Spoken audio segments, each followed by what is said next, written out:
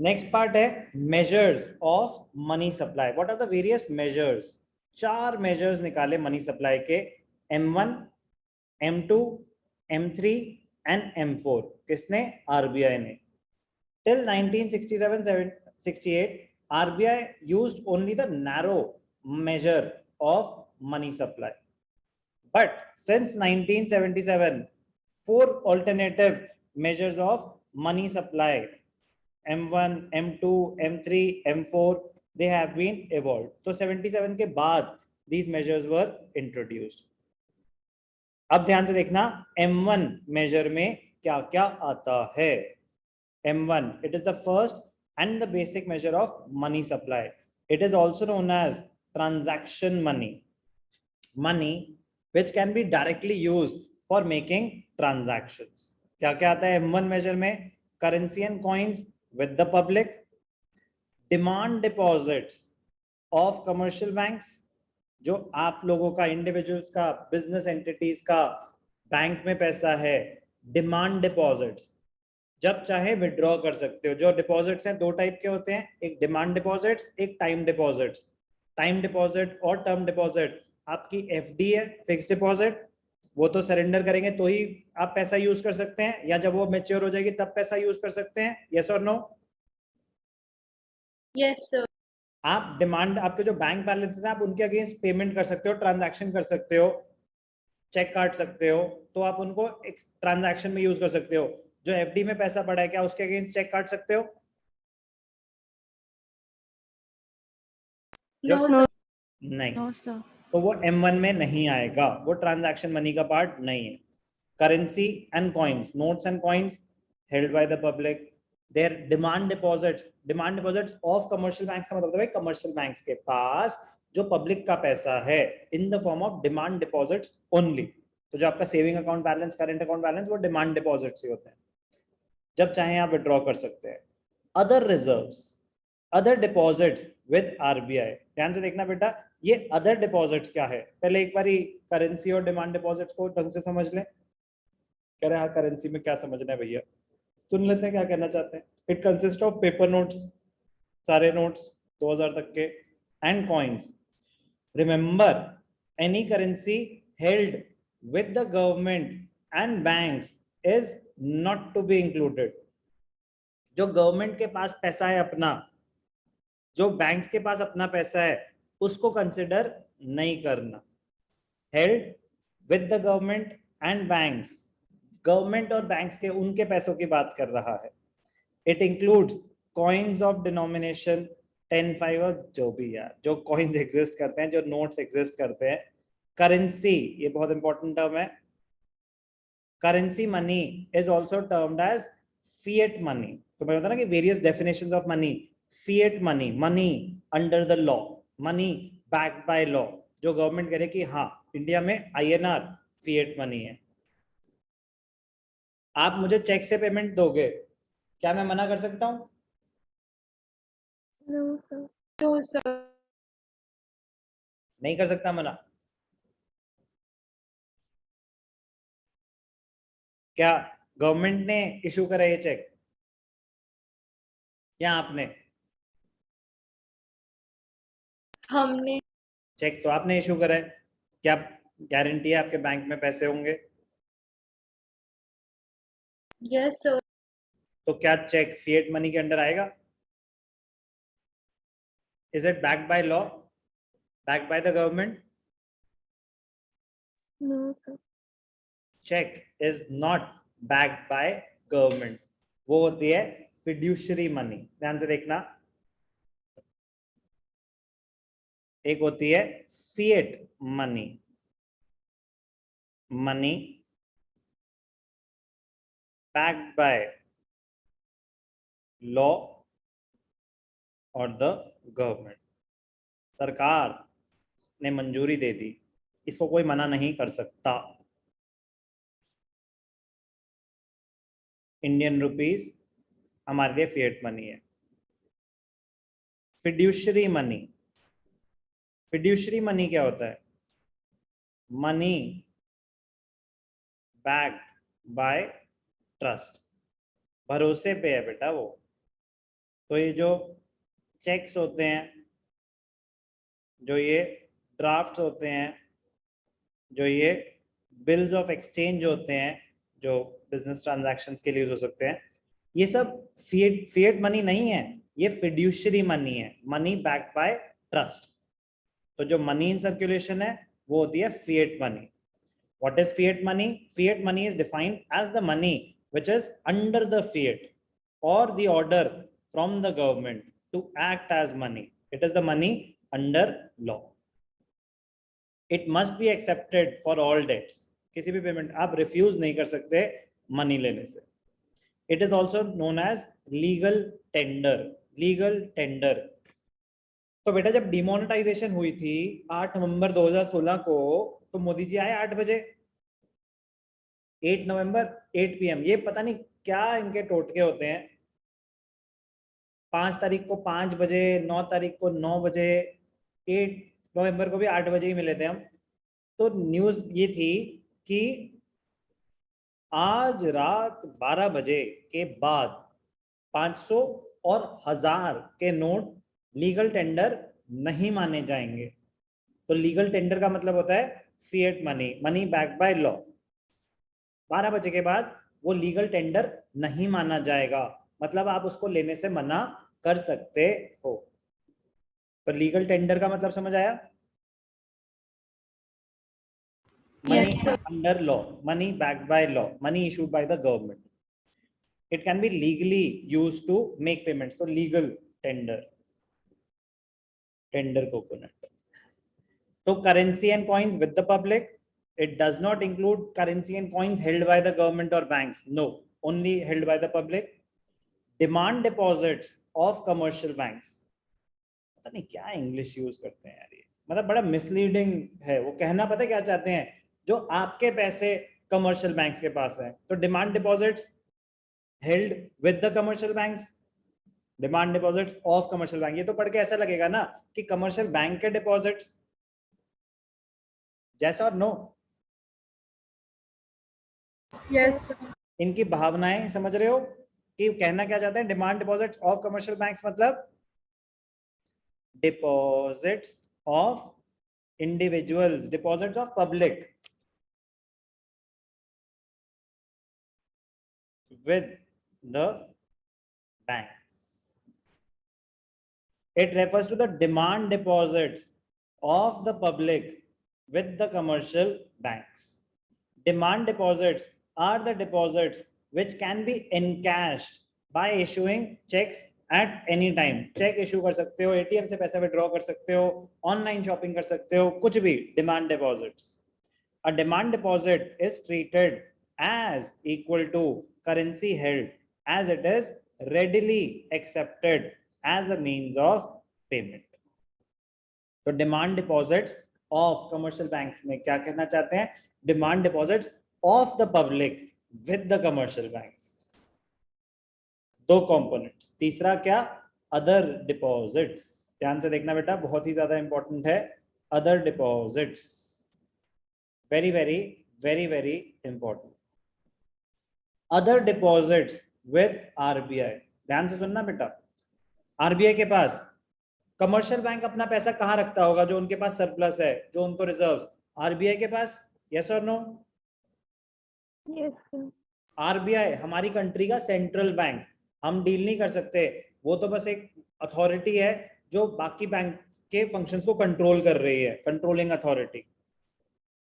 तो commercial bank के वहां रिजर्व हो सकते हैं क्या? उनकी बात हो रही है? नो। ध्यान से सुनना बेटा, अदर डिपॉजिट्स विद आरबीआई में आएगा क्या? It includes deposits held by RBI on behalf of foreign banks and foreign governments. Foreign banks ने, फॉरेन गवर्नमेंट्स ने कुछ रिजर्व्स यहाँ क्रिएट करे हुए हैं। हम डिफरेंट डिफरेंट कंट्रीज में रिजर्व्स क्रिएट कर सकते हैं। तो फॉरेन बैंक्स, फॉरेन गवर्नमेंट्स से रिजर्व्स यहाँ आ सकते हैं। पब्लिक फाइनेंशियल इंस्टीट्यूशंस से आ सकते हैं। वर्ल्ड बैंक ने अपने रिजर्व्स पब्लिक लेवल पे हम डील नहीं कर सकते आरबीआई के पास। हमारे बैंक बैलेंस कहाँ होंगे? कमर्शियल बैंक में या आरबीआई में, सेंट्रल बैंक में? Commercial. Commercial bank. तो हमारे रिजर्व्स यहाँ पे हमारे जो बैंक बैलेंसेस थे यहाँ डिमांड डिपॉजिट्स और कमर्शियल बैंक में कवर हो गए। अब जो बाहर वाले हैं वो कुछ पैसा लेके आए हैं हमारी कंट्री में, वो यहाँ पे स्टोर कर रहे हैं, आरबीआई में रिजर्व क्रिएट कर रहे हैं, तो मनी इन सर्कुलेशन बढ़ा देते हैं वो, तो it is a part of money supply. Banks, foreign banks and governments, public financial institutions, World Bank, IMF, very very important point, it does not include, repeat कर रहा है वो पॉइंट, पहले बता चुका है, it does not include deposits of Indian government और commercial banks with the RBI. तो ये पॉइंट पहले भी आ गया था कि government, it does not include money creating sector, government और बैंक के बैलेंसेस हमें कंसिडर नहीं करने। तो ध्यान से, बट ये थर्ड वाला क्यों इंक्लूड हो रहा है? फिर से बोलो। सर मतलब ये फॉरेन वाला इंक्लूड क्यों हो रहा है?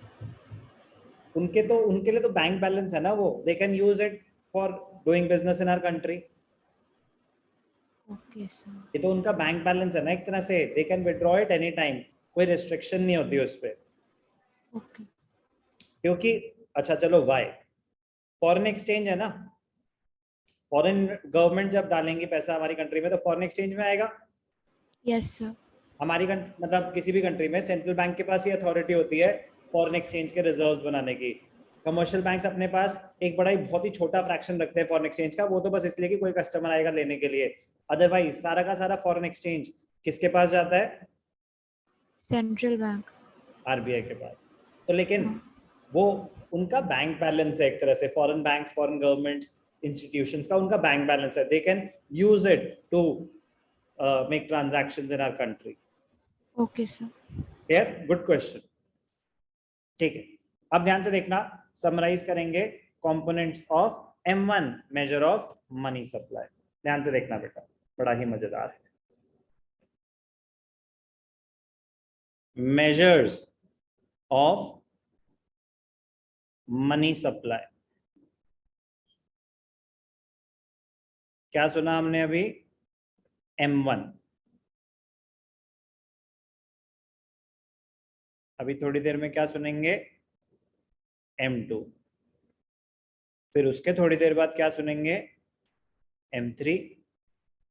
फिर लास्ट में 8:30 बजे के आसपास क्या सुनेंगे? M4। M1 measure of money supply में क्या क्या आता है? सबसे पहले आया currency and coins held by the Janata. Public includes individuals and business entities. Demand deposits of individuals, of the public,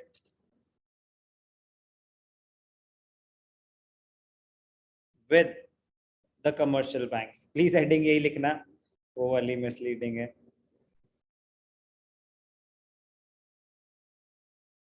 और सर फर्स्ट वाले में बिजनेस एंटिटी प्राइवेट होगा ना?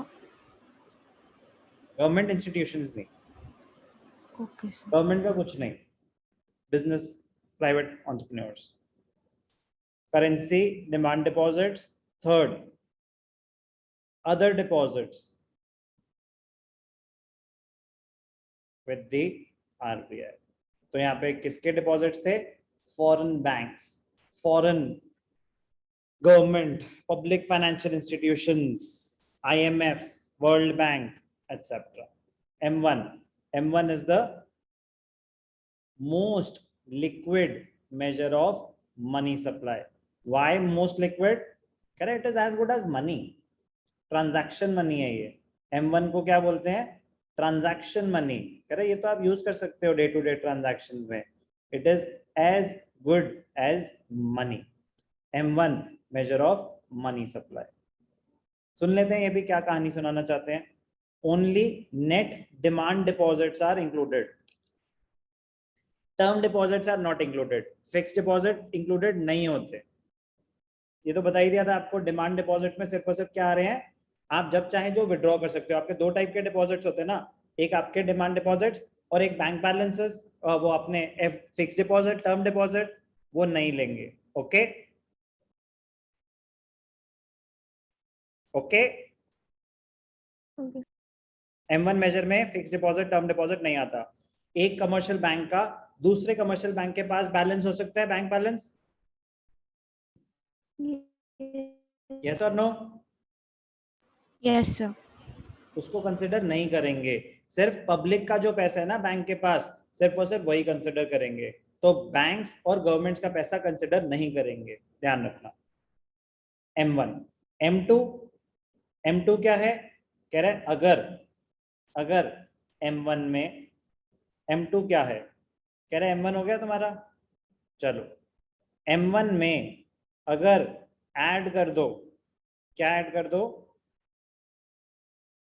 Saving deposits, saving deposits with post office saving account. क्या है? Saving account है, saving क्या है? Saving deposit with post office saving bank. Saving deposits, ध्यान से देखना, सेविंग डिपॉजिट्स। हम पोस्ट ऑफिस में भी अकाउंट खोल सकते हैं, आपको पता है? पता है कि नहीं पता? पोस्ट ऑफिस में भी सेविंग अकाउंट खुल सकता है, पता है कि नहीं पता है? नहीं सर। चलो मैं बता देता हूँ। Yes. कोई कुछ कह रहा है? पता है? मैं बता देता हूँ ना, नहीं पता, मान लेते हैं नहीं पता। पोस्ट ऑफिस, तुम वैसे कभी पोस्ट ऑफिस ही कहाँ देखा होगा? चिट्ठी भेजते हैं पोस्ट ऑफिस से ना, स्पीड पोस्ट करना होता है तो जाना पड़ता है पोस्ट ऑफिस। नॉर्मल पोस्ट के लिए भी जा सकते हैं पोस्ट ऑफिस, कोरियर्स होते हैं आजकल तो, बट स्टिल पोस्ट ऑफिस एक गवर्नमेंट ऑर्गेनाइजेशन होती है जो नॉर्मली तो चिट्ठी इधर उधर करने के काम आती है। बट पोस्ट ऑफिस और भी बहुत सारी फैसिलिटीज ऑफर करता है, जिसमें से एक है कि वो आप अपना सेविंग्स अकाउंट वहां पे खोल सकते हैं। बट पोस्ट ऑफिस वाले आपको चेकबुक इशू नहीं करते। अगर आपको चेकबुक इशू नहीं करते तो इसका मतलब क्या है? क्या आप चेक काट के किसी को पेमेंट कर सकते हो? No sir. No, sir. नहीं। तो ट्रांजैक्शंस के लिए ये कोई डेबिट कार्ड इशू नहीं कर रहे, कोई चेकबुक इशू नहीं कर रहे। तो जब भी आपको पैसा विड्रॉ करना पड़ेगा, आपको पोस्ट ऑफिस जाना पड़ेगा, यस और no? Yes sir. Yes sir. तो क्या ये ट्रांजैक्शन मनी का पार्ट हो सकता है? Can this money be used as a transaction to execute a transaction? Can you write cheques against the saving deposits with the post office? Can you issue cheques? No sir. No. तो इसीलिए No. M1 का component नहीं था, M2 का component है। कह रहे because it is less liquid as compare to other components of M1। तो जैसे हम जैसे जैसे आगे जाएंगे तो जो लेस लिक्विड चीजें वो भी ऐड करते जाएंगे। तो M1 most liquid, M2 less liquid as compare to M1। M2 में क्या ऐड कर दिया आपने? Savings with post office banks, post office saving bank. ध्यान से देखना, M2 it is a broader concept. Broader क्यों? क्योंकि उससे ज्यादा कंपोनेंट्स हैं M1 से। इन एडिशन टू M1, कह रहे M1 के जो थे वो तो सारे के सारे आ गए। In addition to that, it also includes saving deposits with post office saving bank. Saving deposits with post office, they are not withdrawable by check, so they could not be placed under the demand deposits with bank. उनको transaction money का part नहीं माना जा सकता था।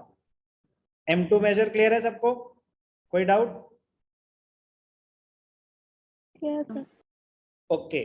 M3 measure of money supply, M1 plus net time deposits। M1 में आपने demand deposits तो ले लिए थे, term deposits, time deposits, fix deposits लिए थे क्या? नो। उनको भी ऐड कर दोगे M1 में तो होता है M3 measure of money supply। ध्यान से देखना, M3, this concept is broader as compared to M1। In addition to M1, it also includes net time deposits। M2 नहीं, M2 plus net time deposits नहीं, M1 plus net time deposits with the bank. Time deposits, term deposits, fix deposits की बात हो रही है। M3, M4 क्या है? ध्यान से देखना बेटा, बड़ा ही मजेदार कॉन्सेप्ट है। M4, M3 plus M3 plus total deposits, M3 plus total deposits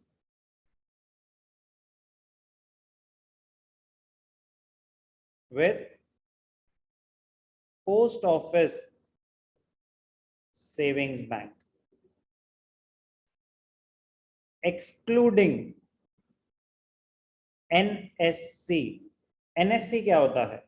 किसी को पता है? NSC, नेशनल सेविंग सर्टिफिकेट, एक स्कीम होती है जिसमें आप पोस्ट ऑफिस में पैसा डालते हैं, लॉक इन पीरियड होता है इसका मिनिमम 6 इयर्स। कह रहे हैं उसको कंसिडर मत करो, but total deposits with post office. पहली बात ध्यान से, M3 तो आ ही गया। M3 मतलब करेंसी आ गई, कॉइन्स आ गए, डिमांड डिपॉजिट्स आ गए, अदर डिपॉजिट्स विद RBI आ गए, term deposits, time deposits, fix deposit भी आ गए। कह रहे पोस्ट ऑफिस में जो आपके सेविंग डिपॉजिट है वो भी, अगर आपने कोई FD करा रखी है वो भी, टोटल डिपॉजिट्स। कह रहे जो सेविंग स्कीम्स में जो 6-6 साल का लॉक इन पीरियड है वो कंसिडर नहीं कर रहे, 1 साल की FD हो सकती है, 2 साल की, 3 साल की, कह रहे वो सब आ जाएगा, NSC नहीं आएगी। तो बेसिकली M4 में सब कुछ ही आ गया excluding NSC। M4, this measure includes total deposits with post office saving bank in addition to M3. M4 is equal to M3 plus total deposits with post office savings bank excluding NSC. इसका lock in period बहुत ज्यादा होता है इसलिए उसको consider नहीं करते। Important facts: the 4 measures of money supply represent different degrees of liquidity. M1 is the most liquid measure of money supply. M4 is the least liquid measure of money supply. सबसे कम liquid, क्योंकि इसमें बहुत सारे ऐसे components हैं जो time लेंगे cash में कन्वर्ट होने में। FD इसमें इंक्लूडेड है, बैंक्स की भी और पोस्ट ऑफिस की भी। M3 is widely used as a measure of money supply. It is known as aggregate monetary resource of the country. M3 को क्या बोलते हैं? Most common measure of money supply. इसको M3 को AMR भी बोलते हैं। AMR, aggregate monetary resource. Aggregate monetary resources, तो aggregate monetary resources M3 measure of money supply. M1 least liquid, M1 most liquid, M1 most liquid, M4 least liquid, M3 most common. M1 and M2 are generally known as narrow money supply concepts, whereas M3 and M4 are generally known as broad money supply concepts. M3 और M4 में FD'यां भी आ रही हैं।